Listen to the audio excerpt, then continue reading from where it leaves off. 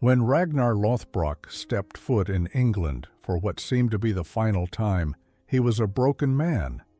His friends had left him, his sons didn't understand him, and the gods, silent. Betrayed by King Ecbert and handed over to King Aella, Ragnar was thrown into a pit of venomous snakes, the supposed end to a legendary saga. But what if that pit didn't mark his death? Let's rewrite the story. As Ragnar hits the ground in that dark, cold pit, something unexpected happens. The snakes don't strike. Most of them are weak, dying from cold or starvation. The few that move stop. Ragnar's calm presence seems to pacify them. Just as the crowd above believes he's dead, a hooded figure descends quietly into the pit under the cover of night. He's a monk, connected to Athelstan's old order. He rescues Ragnar from death, smuggling him out of Northumbria before anyone realizes what's happened. Ragnar survives.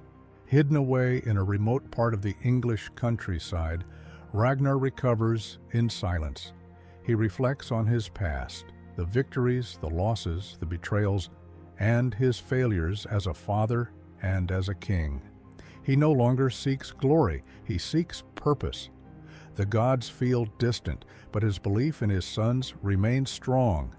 Back in Kattegat and beyond, his sons believe he's dead. Bjorn, Ubba, Hvitserk, and Ivar rally the great heathen army. Ragnar's death becomes legend. Ivar, in particular, channels his grief into fury, swearing revenge on England in his father's name. What they don't know is that their father is still alive and watching. From hiding, Ragnar reaches out to Floki. The reunion is emotional and raw. Floki, a broken believer himself, is stunned. Ragnar says to him, "The gods didn't call me to die, they gave me a second chance." Ragnar is no longer just a warrior, he's a visionary. He's seen too much death. He wants to change the course of history. He wants to stop Ivar before he becomes something unrecognizable. But Ragnar doesn't want to fight with steel. He wants to fight with ideas. Eventually, Ragnar reveals himself to Bjorn. At first, Bjorn thinks he's hallucinating, but it's real. His father is alive. They embrace, but Ragnar is serious. Ivar is walking a dark path, he tells Bjorn. He must be stopped. News of Ragnar's return reaches Ivar, and it shakes him to his core. Rage floods in. "You left me! You abandoned me!" Ivar yells into the void. Ragnar responds with clarity. "I tried to prepare you, but you chose hate." The power dynamics of the Viking world begin to shift. Ragnar's return causes political chaos. Even King Alfred seeks a secret meeting with him. They talk not of war, but of peace. Ragnar warns Alfred, "The real war isn't between gods, it's within ourselves." But Ivar refuses this new world. He doesn't want peace. He wants legacy built on ashes. A confrontation becomes inevitable.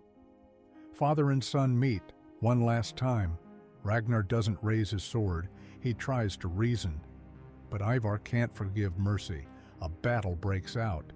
Ragnar is gravely wounded, but he refuses to kill his own son.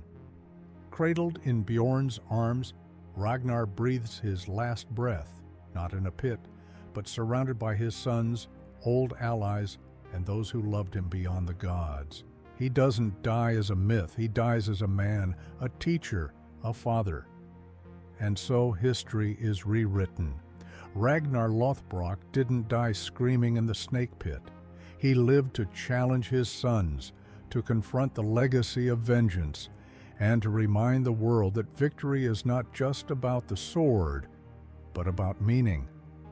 "Power without wisdom is destruction," he once said.